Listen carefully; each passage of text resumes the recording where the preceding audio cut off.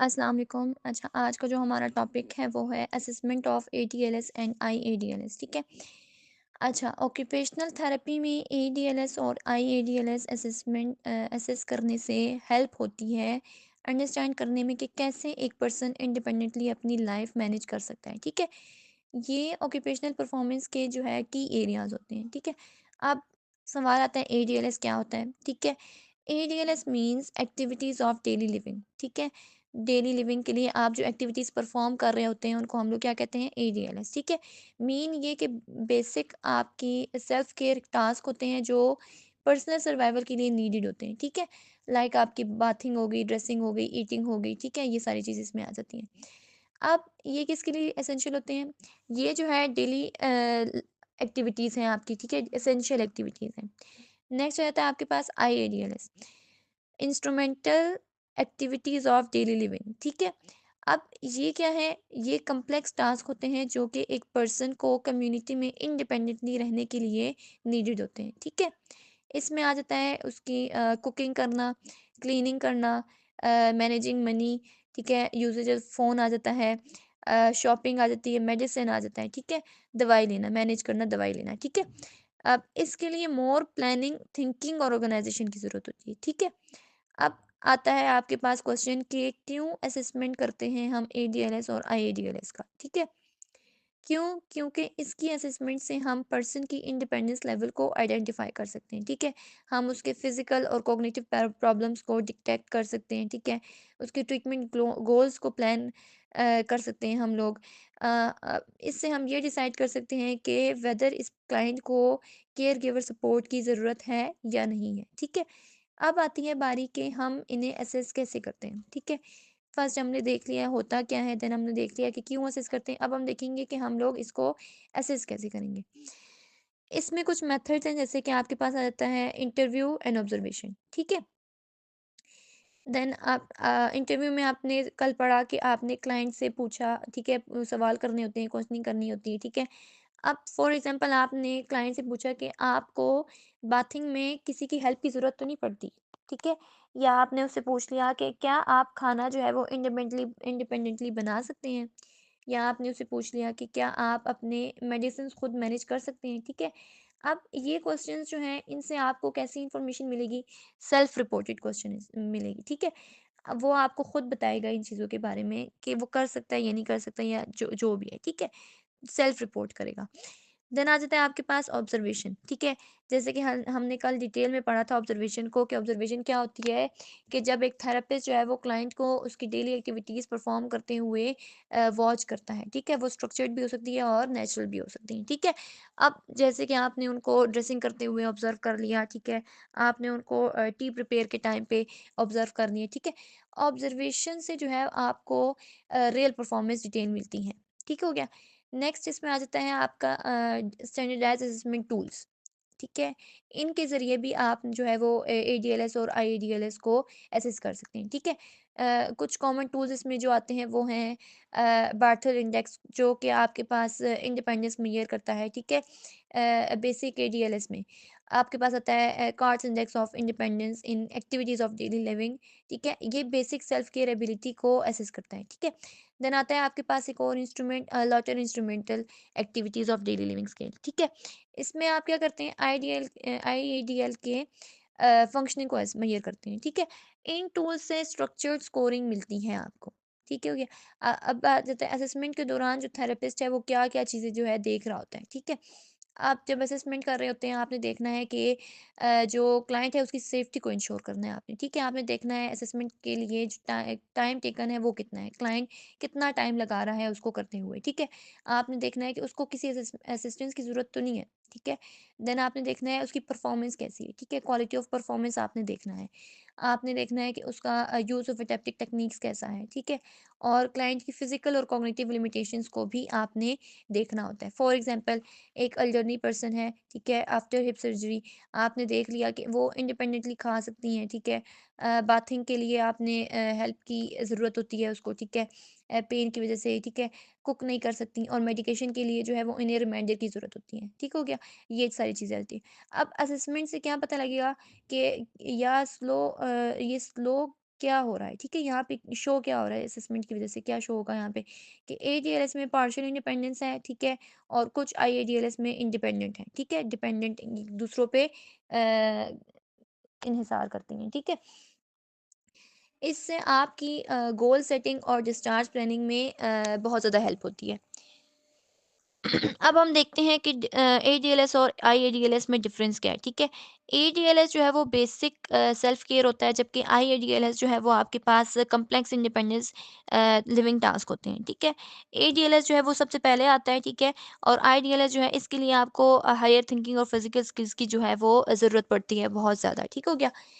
Next topic है हमारे पास paediatric, ठीक है? एडल्ट और जेरियाट्रिक असेसमेंट। Occupational therapy. अच्छा, ऑक्यूपेशनल थेरेपी में जो असेसमेंट होते हैं वो एज ग्रुप के लिहाज से चेंज होते हैं। क्यों? क्योंकि हर लाइफ के स्टेज पे पर्सन के रोल्स, उसकी नीड्स और उसकी डेली एक्टिविटीज़ जो है वो डिफरेंट होती हैं, ठीक है? बच्चा है, उसके रोल्स और उसकी नीड्स डिफरेंट होंगी। एडल्ट है, उसकी रोल्स और डिफरेंट नीड्स होंगी। जो आपके पास बूढ़ा बंदा है, उसकी रोल्स और नीड्स जो हैं वो डिफरेंट होंगी, ठीक है? अब पेडियाट्रिक असेसमेंट जो है वहाँ पे जो जिसमें चिल्ड्रन होते हैं, ठीक है? अच्छा, पेडियाट्रिक असेसमेंट में फोकस कहाँ पे होता है? चाइल्ड की डेवलपमेंट पे, उसके प्ले पे मतलब खेलने पे, ठीक है? उसकी स्कूल की स्किल्स पे होता है और इंडिपेंडेंस पे होता है, ठीक है? अब इसमें क्या-क्या असेस किया जाता है?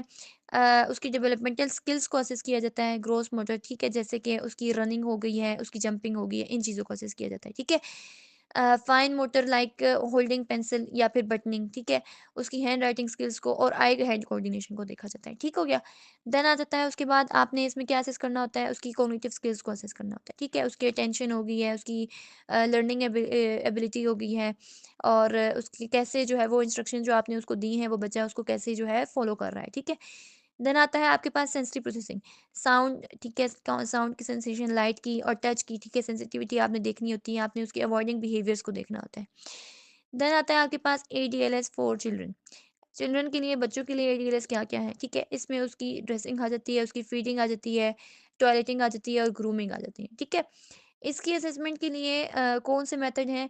प्ले बेस्ड ऑब्जर्वेशन आपने करनी होती है, ठीक है? एक बच्चा है, जैसे अगर आप उसको वो इतना है कि वो नहीं खुद बता सकता कि उसकी क्या क्या है, ठीक है? तो आपने उनके पेरेंट के साथ इंटरव्यू करना होता है, ठीक है? पेरेंट इंटरव्यू आ जाएगा, उसकी स्कूल रिपोर्ट्स आ जाएँगी, ठीक है? उसके स्टैंडर्डाइज़्ड टेस्ट आ जाएँगे, ठीक हो गया? अब फॉर एग्ज़ाम्पल आपके पास बच्चा आया है, ठीक है? 6 इयर्स का। वो क्लास में राइटिंग का बहुत ज़्यादा उसका जो है इश्यू है, ठीक है? वो स्ट्रगल करता है। तो उसकी असेसमेंट से क्या शो होगा कि चाइल्ड का पुअर पेंसिल ग्रिप है, ठीक है? उसकी हैंड स्ट्रेंथ जो है वो वीक है और पुअर अटेंशन है, ठीक है? तो आपकी जो इंटरवेंशन है वो भी इसी के अकॉर्डिंग प्लान होगी, ठीक हो गया? नेक्स्ट है आपके पास अडल्ट असेसमेंट। अब अडल्ट्स में फोकस कहाँ पे होगा? उनके वर्क पे, उनके सेल्फ केयर पे और सोशल रोल्स पे, ठीक है? इसमें उसकी फिजिकल स्किल्स असेस की जाएंगी, जैसे कि स्ट्रेंथ हो गया, रेंज ऑफ मोशन हो गया, उसकी कोऑर्डिनेशन होगी, बैलेंस हो गया। फिर जो है इसके बाद क्लाइंट की कॉग्निटिव स्किल्स जो है वो असेस होंगी, ठीक है? जैसे कि उसकी मेमोरी हो गई, प्रॉब्लम सॉल्विंग हो गई, उसके एडीएलएस और आईएडीएलएस, ठीक है? उनको असेस किया जाएगा, ठीक है? जैसे कि उसकी बाथिंग हो गई, ड्राइविंग हो गई, कुकिंग वगैरह, ये सारी चीज़ें आ जाएंगी उसके एडीएलएस और आईएडीएलएस में, ठीक है? उसकी वर्क स्किल्स में उसकी जॉब डिमांड्स, ठीक है? उसके एर्गोनॉमिक्स और एंड्योरेंस, ठीक है? फॉर एग्जांपल एक फैक्ट्री वर्कर है जिसे हैंड इंजरी हो गई है, ठीक है? उसके असेसमेंट से क्या शो हुआ कि उसकी ग्रिप स्ट्रेंथ जो है वो वीक है, उसकी टूल्स हैंडलिंग में डिफ़िकल्टी है, ठीक है? अब मूवमेंट में जो है वो उसको पेन होता है, ठीक है? तो ट्रीटमेंट का फ़ोकस जो है वो कहाँ पे होगा? हैंड फंक्शन और वर्क मॉडिफ़िकेशन पे होगा, ठीक हो गया?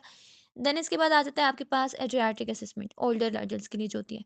अब इसमें फ़ोकस जो है वो उनके इंडिपेंडेंस पे होगा, उनकी सेफ्टी पे होगा और क्वालिटी ऑफ लाइफ़ पे होगा, ठीक है? इसमें आपने क्या करना है, असेस किया क्या-क्या चीज़ें हैं जो कि यहाँ पे असेस की जाती हैं। उनका फंक्शनल इंडिपेंडेंस, ठीक है? उनके एडीएलएस और आईएडीएलएस आप देखेंगे। उनका बैलेंस और फॉल रिस्क देखेंगे आप। उनका कॉग्निटिव स्टेटस देखेंगे, ठीक है? होम एनवायरनमेंट, बाथरूम सेफ्टी आप देखेंगे, ठीक है? और लाइटिंग देखेंगे आप। फॉर एग्ज़ाम्पल एक पर्सन है, उसे आर्थराइटिस है, ठीक है? आर्थराइटिस उसका जो असेसमेंट है वो क्या शो करेगा आपको कि वो स्टेयर्स चढ़ना उसके लिए जो है वो मुश्किल है, ठीक है? जार्स ओपन करना उसके लिए मुश्किल है और उसको जो है वो फॉल रिस्क बहुत ज़्यादा है, ठीक है? तो थेरेपिस्ट उसके लिए क्या सजेस्ट करेगा कि असिस्टिव डिवाइसेज़ यूज़ करे वो, होम मोडिफ़िकेशन हो उसकी और एनर्जी कंज़र्वेशन टेक्निक्स हो, ठीक हो गया? अब की डिफ़रेंस क्या है पेडियाट्रिक, एडल्ट और जेरियाट्रिक में? पेडियाट्रिक जो है वो फ़ोकस करते हैं डेवलपमेंट और प्ले पे। एडल्ट जो है वो फ़ोकस करते हैं आपके वर्क और प्रोडक्टिविटी पे। और जो जेरियाट्रिक है वो उनका फ़ोकस जो है वो आपकी सेफ्टी और इंडिपेंडेंस पे होगा, ठीक है? अब हर एज ग्रुप के डिफरेंट गोल्स और प्रायोरिटीज़ होते हैं, ठीक है? जो-जो आपका एज होगा उसके अकॉर्डिंग आपकी प्रायोरिटीज़ होंगी। अब हमारा जो वीक का लास्ट टॉपिक है वो है आपके पास introduction to assessment tools in occupational therapy, ठीक है? ऑक्यूपेशनल थेरेपी में आपकी असेसमेंट जस्ट ऑब्जर्वेशन और इंटरव्यूज़ पे बेस नहीं करती। अ, ठीक है? इम्पॉर्टेंट है आपके पास इंटरव्यू भी और ऑब्जर्वेशन भी, लेकिन इनके साथ-साथ जो चीज़ इम्पॉर्टेंट है वो क्या है? स्टैंडर्डाइज्ड असेसमेंट टूल्स, ठीक है? ये भी यूज़ करना बहुत ज़्यादा ज़रूरी है, ठीक है? क्यों? क्योंकि टास्क परफॉर्मेंस को स्ट्रक्चर्ड और साइंटिफिक वे में जो है वो मेज़र किया जाता है यहाँ पे, ठीक है? स्टैंडर्ड असेसमेंट टूल्स जो है वो होते क्या हैं?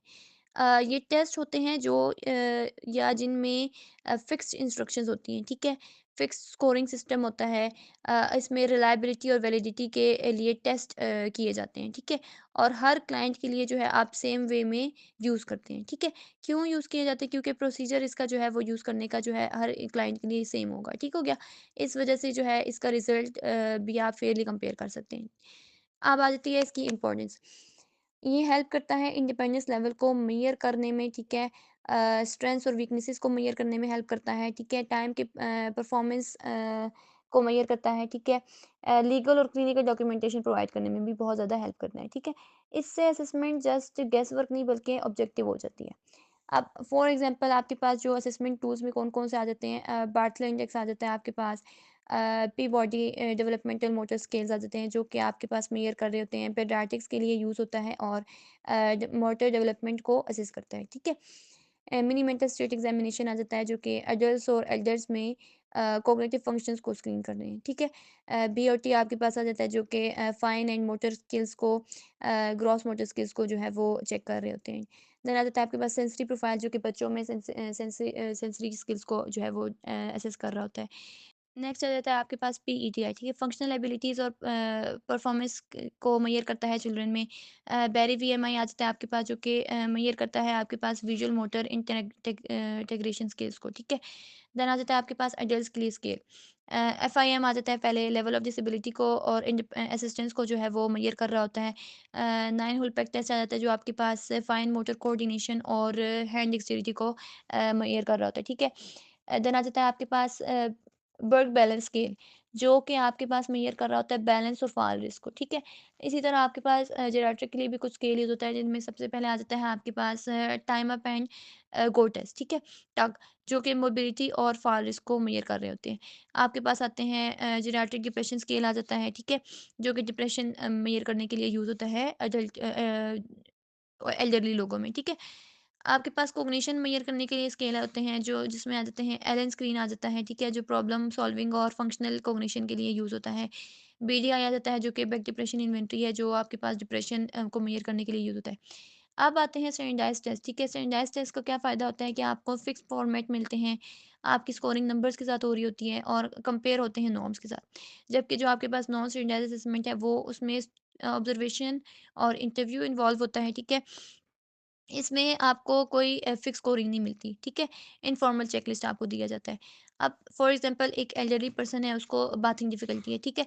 तो आप जब असेसमेंट आपने ऑब्ज़र्वेशन किया, ऑब्ज़र्वेशन से आपने ये देखा कि वो जो पर्सन है, उसकी स्लो मूवमेंट है, इस वज़ह से, ठीक है? लेकिन जब आप उसके ऊपर टेस्ट अप्लाई करेंगे, तो आपने Partho index for example apply किया, उससे आपको एक स्कोर मिल जाएगा, ठीक है? वो स्कोर आपको क्या शो करेगा? लेवल ऑफ़ इंडिपेंडेंस शो करेगा, ठीक है? अब आपने उसका ये स्कोर जो है थेरेपी अप्लाई करने के बाद आपने उसका ये स्कोर देखना है फर्स्ट वाले के साथ, ठीक है? फिर आप देखेंगे कि उसका इम्प्रूवमेंट कितनी आई है, ठीक है? लाइक आपने स्कोरिंग को जो है वो कंपेयर कर लिया, ठीक हो गया? यहाँ तक आपका जो 3rd वीक का को लेक्चर है वो खत्म हो जाता है। नेक्स्ट 4th वीक में हम लोग इंशाल्लाह पढ़ेंगे इंटरवेंशन प्लानिंग।